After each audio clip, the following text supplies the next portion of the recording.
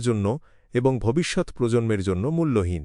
আমি মনে করি হয়তো একটা কারণ কেন আমি এটা করি আপনি জানেন, শুধু দেখানোর জন্য উদাহরণ দিয়ে যে আমাদের সেটা করতে হবে।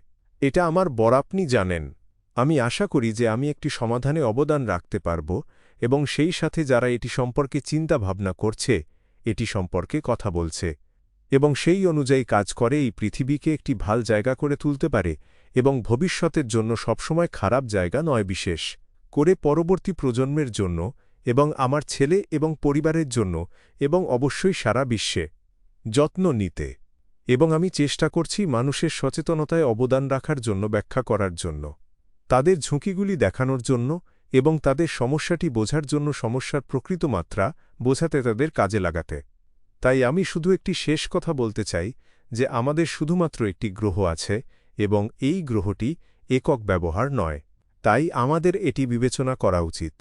অনেক দিন ধরে আমরা রূপান্তরকারী